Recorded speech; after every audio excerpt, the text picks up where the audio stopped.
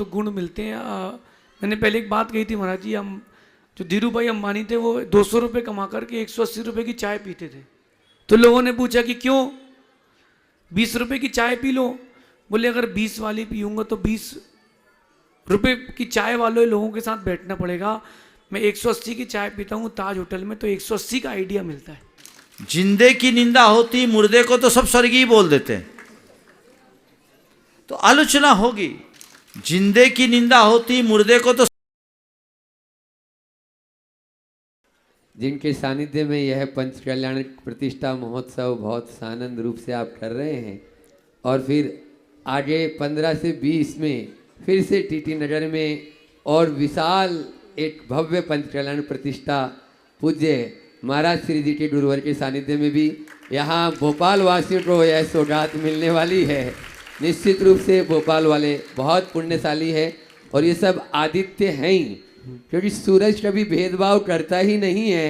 ऐसे ही आदित्य सागर जी महाराज के चरणों में आप सबकी ओर से और मैं अपनी ओर से विनय पूर्वक बारंबार नमोस्तु करते हुए कि भी वे भी अपनी संकाट के माध्यम से हम सबको ज्ञान की वो अपनी शंका भी रखेंगे और उससे पहले अपनी बात भी करें।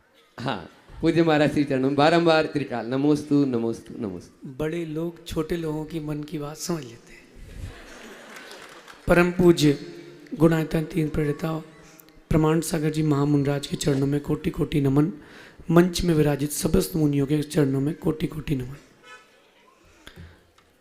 सबसे पहले मैं एक बात बोलूँगा कि महाराज जी, गुरुदेव की आज्ञा और हमारे लिए जो आदेश मिला था कि इंदौर में जितने साधु भगवान आएंगे उनकी आगवानी और उनकी परिचर्या का ध्यान हमको रखना है।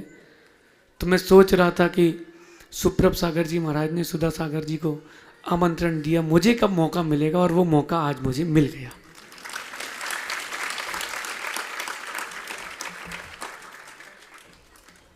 तो सर्वप्रथम सुमति धाम पट्टाचार महोत्सव के लिए मेरा सत्संग आमंत्रण महाराज जी के लिए, और ये आमंत्रण पत्रिका, और मुझे विश्वास है कि बड़े लोग छोटे बच्चों की बात मान लेते हैं।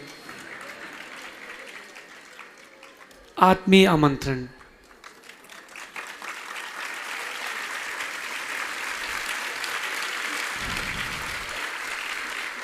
अब अपने प्रश्न पर आता हूँ। 2 प्रश्न करूँगा, बड़े संक्षेप से हैं।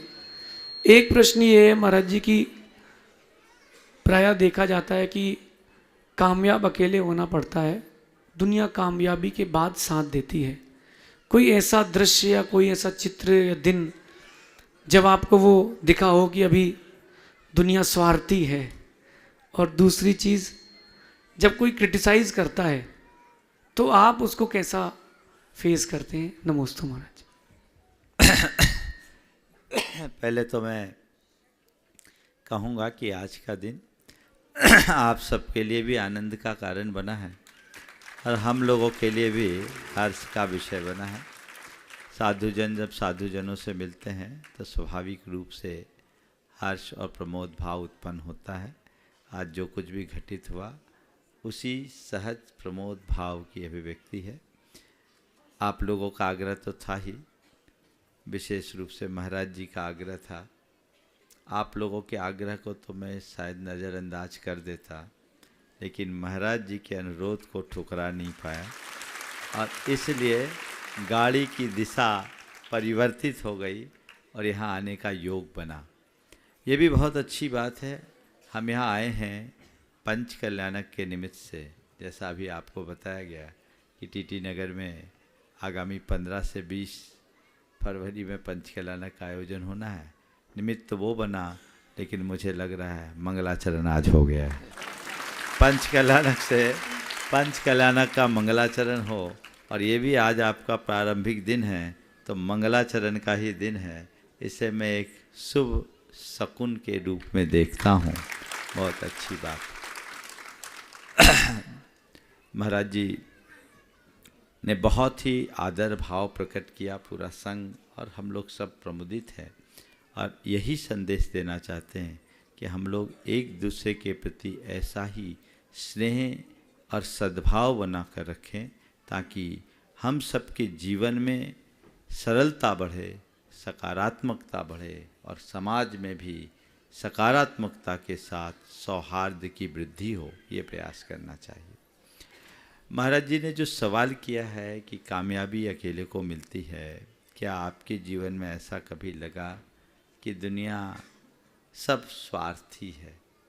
देखिए, मैं अगर अपने जीवन की कहानी कहूँ तो ये कह सकता हूँ, मेरे जीवन में कई ऐसे अनुभव हुए जिस समय मुझे लगा कि सब अपने मतलब के गर्जी हैं।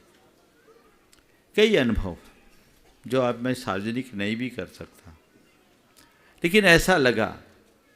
लेकिन मुझे हर मोड़ पर एक रचनात्मक प्रेरणा मिली। जब जब मेरे जीवन में ऐसे प्रसंग आए, बड़े बड़े चैलेंजेज आए, आघात हुए, लेकिन मुझे हर वक्त ताकत मिली। मैं पहले से ज़्यादा ताकतवर बन करके उभरा। मुझे बल मिला और मैं भीतर और बाहर दोनों रूप में अपने आप को मजबूत महसूस किया। मैं ये कह सकता हूँ, ये संसार का यथार्थ है। हर मनुष्य के सामने इस तरह की बातें आती हैं। विपरीत परिस्थितियों को एक चुनौती के रूप में स्वीकारना चाहिए और अपनी कुशलता से उसे उपलब्धि के रूप में परिवर्तित करना चाहिए। एक प्रसंग आया था, पूरा प्रसंग नहीं सुनाऊंगा, लेकिन उस प्रसंग में मैंने जो दृष्टिकोण अपनाया था वो आज आप सबके बीच सार्वजनिक करने में मुझे कोई संकोच नहीं। एक बार मैंने कहा था कि हवा के झोंके से शाख टूटी जरूर है, पर मैं इसे सूखने नहीं दूंगा, कलम बनाकर पेड़ बनाकर गुलाब खिलाऊंगा। बस जिस मनुष्य के अंदर ऐसा आत्मविश्वास होता है, जिसकी सोच सकारात्मक होती है, वह हमेशा ऊंचाइयों को छूता है। और अपने जीवन का ये मंत्र मानो। मेरे सामने बहुत कई चुनौतियाँ आईं और मैंने हर चुनौतियों का स्वागत किया और बहुत सजिंदगी से उसका सामना किया। और मैंने पाया है कि हर चुनौती मेरे सामने उपलब्धि बनकर उभरी है। तो ये चैलेंज को अचीवमेंट बनाना हर सफल व्यक्ति के जीवन का एक बड़ा गुण है। मैं अपने आप को एक सफल व्यक्ति के रूप में नहीं मानता, क्योंकि मैं अपने आप को सफल तब मानूंगा जब मैं सिद्धालय में जगह बनाऊंगा। लेकिन ये मानता हूं कि हमें अगर अपने मार्ग में आगे बढ़ना है तो चुनौतियों को स्वीकार करने का मादा अपने भीतर रखे और अपनी कुशलता से उसे उपलब्धि के रूप में परिवर्तित करने की क्षमता विकसित करे।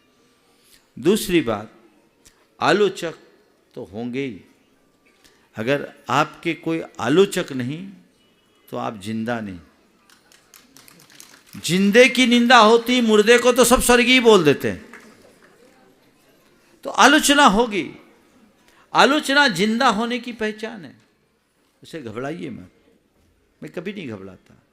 मेरे जीवन का एक सिद्धांत है कि गाड़ी जितनी तेज चलती है, धुआं और धूल भी उतना ही उड़ती है। उतना ही धुआं उड़ेगा, उतनी ही धूल उड़ेगी, लेकिन ये गाड़ी के आगे नहीं होती, पीछे होती। मेरा ध्यान सदैव गाड़ी की गति पर और गंतव्य की ओर होता है। पीछे उड़ने वाली धूल और धुएं की तरफ मैं कभी नहीं देखता। उसे कभी देखो ही मत, ये सहज होगा। हाँ, लेकिन एक सावधानी भी रखना है कि अपनी गाड़ी की गति का नियंत्रण नहीं खोना चाहिए और गंतव्य कभी ओझल नहीं होना चाहिए। सोच समझकर निर्णय लेना, आत्मविश्वास के साथ आगे बढ़ना और सकारात्मकता से उसे पूरा करना। मेरे सामने कई बार ऐसे प्रसंग आए जिसे एक चुनौती के रूप में लोगों ने देखा। खासकर मैं एक बता देता हूँ, मेरे जीवन का एक लंबा समय गुणायतन के लिए लगा।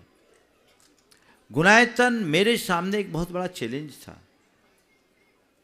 जब बात आई कि 14 गुणस्थानों को प्रदर्शित करेंगे, मेरे से बहुत सारे साधुओं, त्यागियों और विद्वानों ने कहा, महाराज ये भावनात्मक तत्व को आप क्रियात्मक रूप से कैसे दिखाएंगे? मैंने कहा मैं दिखाऊंगा, मैं दिखाऊंगा। कैसे दिखाऊंगा? बोले दिखाऊंगा और इस तरीके से दिखाऊंगा जिसको देखकर हर व्यक्ति के मुख से केवल वाह वाह और वाह निकलेगा। मैंने कहा और आत्मविश्वास के साथ कहा। उस समय मेरी कोई तैयारी नहीं थी, मैं लगा। और महाराज जी आपको बताऊं, 2007 से लेकर 2017 तक की 3 स्टोरी बोर्ड को मैंने डस्टबिन में डाला। एक से एक आर्ट डायरेक्टर आए, उनने मेरे सामने ला करके मैंने 3 स्क्रिप्ट लिखी, पहले सारी स्क्रिप्ट मेरी लिखी। वो लेकर के जब मेरे पास आए, मुझे समझ में नहीं आया, मैंने रिजेक्ट किया। पूरी कमेटी घबरा गई, महाराज सब रिजेक्ट कर रहे। बोले बस मुझे वाह चाहिए, जिस दिन मैं संतुष्ट होगा तब दुनिया संतुष्ट होगी। और मैंने कहा इतिहास की रचना एक दिन में नहीं होती, उसके लिए खुद को खपाना पड़ता है। और उसके बाद चलते चलते अब जो गुणायतन ने रूप लिया है और गुणायतन में जो प्रदर्शित होना है, अभी समय नहीं है, फिर मिलेंगे तो बताऊंगा आपको। आपके महाराज जी ने तो हाँ देखो कैसा होता बताता हूँ भी। तो विशुद्ध सागर जी महाराज जब सम्मेद शेखर जी में मिले थे तो उनको कुछ दिखाया भी था, उनने बड़ी रुचिपूर्वक देखा था और बहुत अच्छा मिलन हम लोगों का हुआ था। तो मैं कह रहा हूँ कि अब जो कुछ भी डेवलपमेंट है वो 2007 से 2024 के बीच का है।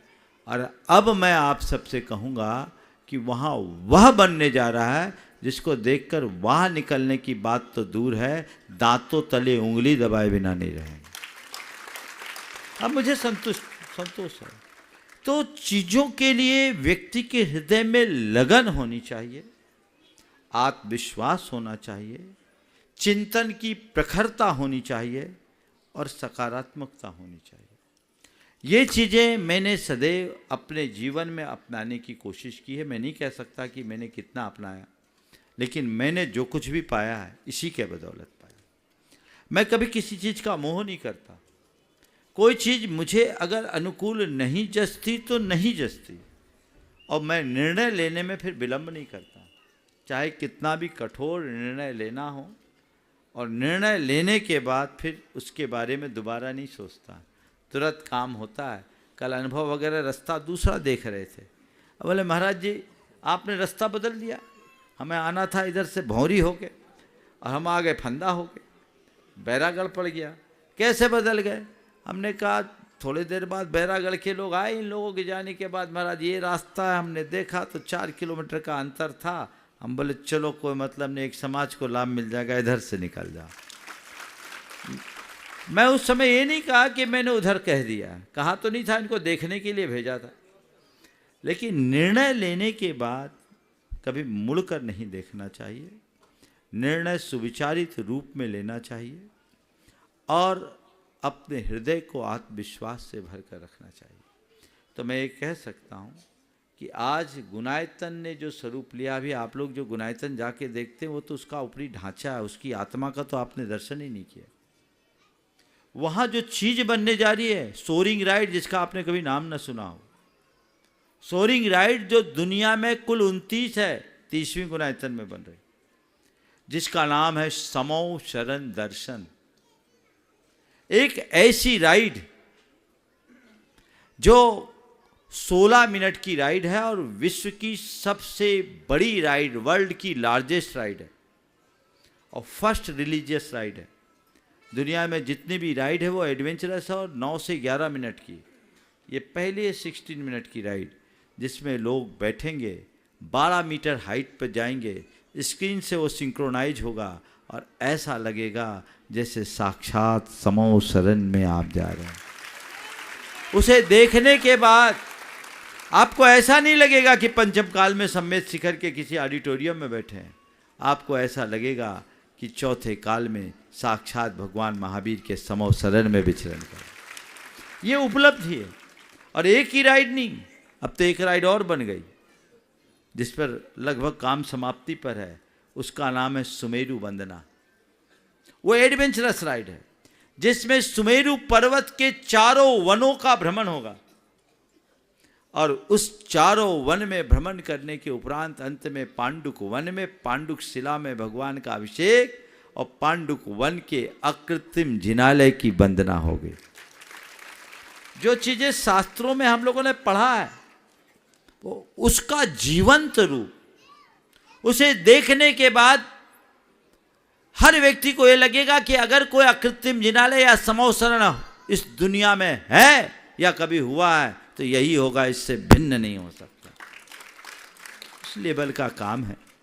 इसी तरह एक मूवी है यात्रा आत्मा से परमात्मा की, 108 मिनट की, मिथ्या दृष्टि से लेकर सिद्ध अवस्था तक का संपूर्ण जीवन वृत्त, चतुर्गति भ्रमण से लेकर मोक्ष गमन तक की पूरी झांकी, जैन दर्शन में प्रतिपादित 14 गुणस्थानों का जीवंत रूप, जहाँ आने के बाद लोग जान सकेंगे कि क्या होता है मिथ्या दृष्टि किसे कहते हैं, सम्यक दृष्टि क्या होता है, श्रावक कैसे होते हैं, मुनिराज कैसे होता है, ध्यान कैसे होती है, कर्मों की निजरा क्या होता है, केवल ज्ञान कैसा होता है, भगवान का समोसरण कैसी खिरती है, भगवान की दिव्य वाणी कैसे करते हैं भगवान श्री विहार, और कैसे होता है भगवान का मोक्ष गमन। ये सब बातें आप अपनी आंखों से देखेंगे,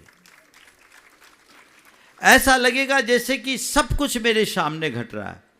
मैं कह सकता हूँ कि पोथियों की बातों को पलों में जानने का सो अवसर आप सबको प्राप्त होगा। तो ये पूरा का पूरा परिदृश्य वहाँ है। तो ये एक पूरी सतत चलने वाले शोध का परिणाम है और सतत प्रयत्न का परिणाम है। तो आपने जो बात कही, आलोचनाएं होती है, उससे घबराना नहीं चाहिए, पर कोई आलोचना करे ऐसा काम नहीं करना चाहिए और ना किसी की आलोचना करनी चाहिए। मैंने अपने जीवन में ये 2 बातें आत्मसात की।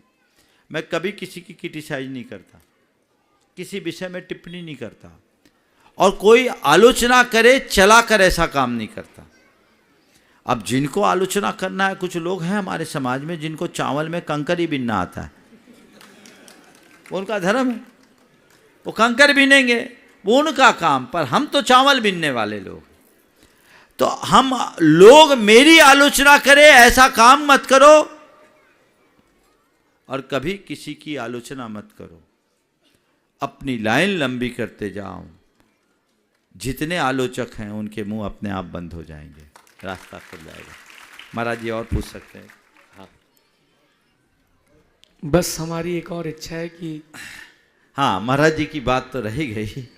महाराज जी ने अभी सुमति धाम पट्टाचार्य महोत्सव में पधारने का आमंत्रण दिया। अभी तो मैं सुमति धाम होकर के भी आया हूँ। इंदौर में मनीष भाई ने सपरिवार अनेक बार अनुरोध किया, अनुकूलता होती तो हम वहीं रुक जाते, अभी यहाँ आने का काम नहीं था क्योंकि इंदौर वालों का मन भरा नहीं। पर आपने निवेदन किया, अभी से हम क्या कहें, अगर योग बनना हो तो हो सकता है बदल जाए, लेकिन कह नहीं सकते। अभी गाड़ी तो दूसरी दिशा में निकली है, पर मेरी सद्भावनाएं पूरे उस कार्यक्रम के लिए है जो मैं आपके माध्यम से वहाँ पहुँचाता हूँ। ये हमारा और लिखित महाराज जी ने अपना साहित्य भेंट किया है तो आदान के साथ प्रदान भी होना चाहिए। और पूज्य गुरुवर की 4 बातें 14 भागों में ये अभी प्रतीक स्वरूप इतना, और बाकी टेक्स्ट में जो है दे देंगे। पूज्य महाराज श्री द्वारा रचित है। और सहजता देखो, आदित्य सारी जी महाराज जी ने सहज रूप में कहा 4 बातें तो आपकी मुझे चाहिए ही। मतलब इस प्रकार का ये बहुत ही सहज और सरल स्वभाव है महाराज जी का। महाराज जी और कुछ बोले? आपके सामने अब क्या बोले। एक चीज और बोलूंगा कि जो यात्रा नवीन से प्रारंभ हुई थी उसको नवनीत बनाने के लिए बहुत मेहनत करना पड़ती है। मतलब जब महाराज जी ब्रह्मचारी थे तो उनका नाम था नवीन, और अब आज जो है वो प्रमाण यानी नवनीत। तो आप सबसे एक छोटी सी बात बोलता हूँ, हम जीवन में बहुत सारे साधु भगवान से मिले, हमने कुछ ना कुछ सीखा है। आज मैं बहुत बड़ी उपलब्धि लेके जा रहा हूँ इस मंच से, क्योंकि बड़ों के साथ रहो तो गुण मिलते हैं। मैंने पहले एक बात कही थी महाराज जी, हम जो धीरू भाई अंबानी थे वो 200 रुपये कमा करके 180 रुपये की चाय पीते थे। तो लोगों ने पूछा कि क्यों? ₹20 की चाय पी लो। बोले अगर 20 वाली पीऊँगा तो ₹20 की चाय वाले लोगों के साथ बैठना पड़ेगा। मैं 180 की चाय पीता हूँ ताज होटल में, तो 180 का आइडिया मिलता है। तो बड़े लोगों के साथ बैठने से सोच बड़ी होती है। आपका ऐसा वात्सल्य सदा संघ के ऊपर बना रहे, और अगर आप आज्ञा देते हैं तो हम इंदौर से वापस भोपाल लेने भी आपको आ जाएंगे। ओ, बहुत सुंदर आपने भावना भाई। अभी तो मैं चाहूँगा आगामी 6 तारीख गुरुदेव के स्मृति दिवस के रूप में पूरे विश्व में मनाया जा रहा है। यहाँ पर भी विधानसभा के परिसर में बृहद आयोजन को रखा गया है। पंचायत ट्रस्ट की अगुवाई में पूरा भोपाल शहर उसमें जुड़ा है, जैन अजैन सब। मैं चाहूँगा कि 5 को आपका शायद पंचकलाना ख़त्म हो रहा है, यदि वहाँ उपस्थित हो तो सोने में सुगंध की बात होगी। ये भी प्रयास कर लिया जाए। ये तो इसमें ज़्यादा कुछ करने की बात नहीं है, आपका जिधर रास्ता है वो उधर से भी जाता है तो थोड़ा बहुत जैसी हमारी आपकी गुंजाइश आज्ञा। हो। बिल्कुल, ये कार्यक्रम महाराज ने अपनी सम्मति दे दी है, अब आयोजकगण उसी अनुरूप उसकी तैयारी करे तो बहुत अच्छा हो। और चलते हैं ज्येष्ठ महाराज परम पूज्य निर्वेद साली जी महाराज चरणों में नमोस्तु निवेदित करते हुए, जो अनेकों पाठशालाओं को के लिए मार्गदर्शन भी देते हैं और अनेक पुस्तकें उनके द्वारा भी रचित है। आप लोग बहुत सारी पुस्तकें उनकी पढ़ते भी हैं।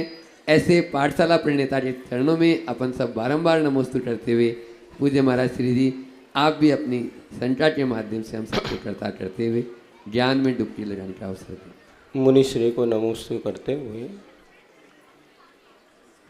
मुनि संघ के शंका के माध्यम से बहुत कुछ समाधान आप लोगों ने सुना, और आदित्य सागर महाराज जी ने तो महाराज श्री के अंतरकरण को झकझोरते हुए वो सारी बातें महाराज श्री से ले ली, जिसका मिलना बहुत दुर्लभ था। आप लोग भी बहुत देर से बैठे हैं, आपकी ही एक समस्या को हम यहाँ पर पूज्य श्री के समक्ष प्रस्तुत कर देते हैं। एक जगह पढ़ा था और अनुभव में भी आया कि एक साथ 2 काम करने का अर्थ है किसी भी एक काम को अच्छी तरह से नहीं कर पाना। वर्तमान में एक साथ बहुत सारे कार्य करने का प्रचलन बढ़ रहा है। मूवी आदि के माध्यम से भी एक साथ इधर भी लिखते हैं उधर भी लिखते हैं, इधर लोग खाते भी जाते हैं, पढ़ते भी जाते हैं, गाना सुनते भी जाते हैं। ये अनेक प्रकार के कामों को जो एक साथ कर रहे हैं, ये तो समस्या बनी रही है। इसके साथ साथ दूसरी श्राविकाओं की बहुत बड़ी समस्या है कि जब भोजन करने उनके साहब आते हैं भोजन करने, तो सामने बैठ कर के शांति से भोजन करने की अपेक्षा कहीं टीवी के सामने बैठ जाते हैं, तो कहीं मोबाइल चलाते हुए भोजन करने लगते हैं। बच्चे भी आजकल ऐसा करते हैं कि माँ के सामने कम टीवी और मोबाइल के सामने देख कर के भोजन करते हैं। ये एक साथ 2 काम करने की समस्या है, इससे श्राविकाएँ बड़ी परेशान हैं। आप कोई ऐसा मंत्र दे दो कि इनको समझ में आ जाए कि टीवी के सामने नहीं, बीवी के सामने शांति से बैठ के भोजन कर ले तो खूब अच्छा हो जाएगा इनकी समस्या। नमोस्तु महाराज। एक बार मैंने कहा कि भाई टीवी के सामने भोजन करने की जगह बीबी के सामने भोजन क्यों नहीं करते? तो एक ने कहा बीबी के सामने भोजन करने में डर लगता है। बोले डर क्या लगता है? बोले बीबी सामने होती है तो जो होता है वो चुपचाप खाना पड़ता है, प्रतिक्रिया नहीं देनी पड़ती। बोले क्यों? बोले प्रतिक्रिया दे तो वो भी मिलना बंद हो जाएगा। तो मामला गड़बड़ है, इसलिए फिर हम लोग टीवी के सामने खाना खाते हैं ताकि कुछ क्या बनाया क्या नहीं बनाया उसका पता ही नहीं लगे, सीधे गड्ढे में जाए। और चलने दो। तो पहले मैं बीवियों को बोलूँगा ऐसा खाना बनाओ कि सामने वाला उंगली चाटे और खाते खाते प्रशंसा करने के लिए उत्कंठित हो जाए। अब मैं दूसरी तरफ आता हूँ, जिस मकसद से महाराज ने सवाल खड़ा किया कि मल्टीटास्किंग कभी नहीं करना चाहिए। रिसर्च कहते हैं मल्टीटास्किंग से कोई रिजल्ट अच्छा नहीं होता। एक साथ अनेक काम करने वाले का एक काम भी पूरा नहीं होता। ये तो आज की भाषा में बोलते हैं, हमारे यहाँ तो बहुत पुरानी कहावत है, एक साधे सब सधे, सब साधे सब जाए। तो एक साथ नेक काम नहीं होना चाहिए, एक साथ एक ही काम। खासकर भोजन, भोजन बड़ी तसल्ली से होना चाहिए। और जब भी आप भोजन करने के लिए बैठे, उत्तम तो हमारे शास्त्रों के अनुसार मौन पूर्वक भोजन करना है। भोजन करो मौन से। और एक बात बोलूं, जो मौन से भोजन करता लोग उसे मनुहार से भोजन कराते हैं, और जो बोल करके भोजन करता उसके लिए कोई नहीं पूछता, कहीं मांग लेगा। और मांगने वाले को तो भिखारी कहते हैं। तो बोलो तुम्हें मांगने वाला बनना है कि सामने वाला मनुहार से खिलाए ये बनना है, ये आपको तय करना है। खैर, तो मौन से भोजन करने से हमारा चित्त निर्मल होता है, एकाग्र बनता है, हमारे जीवन का पथ प्रशस्त होता है। हमें उस तरफ ध्यान देना चाहिए। दूसरी बात, भोजन करते समय अगर आप टीवी देखेंगे, 4 नुकसान। सबसे पहली बात, हमारे संवादहीनता बढ़ती है। भोजन एक ऐसा समय है जिस समय एक दूसरे से बातचीत करने का अवसर मिलता है, सामने वाले की रुचि अरुचि का आभास होता है, सुख दुख की बातें भी साथ साथ हो जाती है, संवाद बनता है। ले दे करके आदमी आया, खाने के लिए बैठा, सामने टीवी खुल गई, वो उसमें मगन हो गया, हाँ हूँ करके काम खत्म। अब कल तो टीवी नहीं, मोबाइल साथ में चलता रहता है, तो खाने का तो पता ही नहीं, जो सामान आया गरम गरम, खाने का नंबर आते आते एकदम ठंडा हो, उसका स्वाद खत्म। संवादहीनता। दूसरा है संवेदनहीनता। आप भोजन कर रहे हैं टीवी देखते हुए, और टीवी में दिख रहा है एक जगह बम ब्लास्ट हुआ, कहीं भगदड़ मच गई, 50 आदमी मर गए, लोग की लाशें बिछी है, खून के फव्वारे छूट रहे हैं, चीथड़े उड़े हुए हैं, और आप उन सबको देखते हुए भी चाय की चुस्कियां ले रहे हैं या रुचि से खा रहे हैं। बोलो, आपकी संवेदना कहाँ गई? आप ऐसा दृश्य देखकर खा सकते हो क्या? रोना आना चाहिए उस समय तो। लेकिन रोज रोज ऐसा देखने वाले आदी बन जाते हैं और न्यूज को एक न्यूज की तरह देख लेते हैं, उसकी संवेदना खत्म हो जाती है। तीसरी बात, संस्कारहीनता। जब आपकी संवेदना खत्म होगी, संस्कार भी खत्म हो जाएंगे। दूषित संस्कार होते हैं क्योंकि भोजन से भजन का संबंध जुड़ा। जैसा खावे अन्न वैसा होए मन, तो केवल खाने की क्वालिटी से ही नहीं, खाने की भाव दशा से भी संबंध रखता है। दूषित मनोभाव के साथ भोजन करोगे तो वो भोजन विष बनेगा, शरीर में टॉक्सिन जनरेट करेगा, और वो आपके संस्कारों को भी नष्ट कर देगा। और आज ये हो रहा है। और तीसरी बात, स्नेहहीनता। जब संवाद ही नहीं, संवेदना ही नहीं, संस्कार ही नहीं, तो स्नेह कहाँ बचेगा? और आप बताओ, ये चारों आप चाहते कि नहीं चाहते? बोलो, चाहते हैं? तो मैं पूछना चाहता हूँ, देखना चाहता हूँ, कितने लोग हैं जो आज नियम ले कि खाते समय टीवी और मोबाइल दूर रखेंगे? हाथ उठाओ देखें। पुरुषों और महिलाओं में भी तो उठाओ। आज बस की, आज से। अब महाराज पूछ रहे आज बस की कि आज से? हम आज से बोल रहे, आज तो खा चुके, अब क्या खाएंगे? उठाओ हाथ सब लोग, पूरी सभा। देखो महिलाएं पीछे दिख रही है, पुरुषों के हाथ तो पूरे उठ रहे हैं। अच्छे से उठाइए, दिखा दो भैया, ये परिवर्तन है। हाँ, मंच वाले भी, ये अच्छा रहेगा। और हाँ, महाराज लोग जो हार गए तो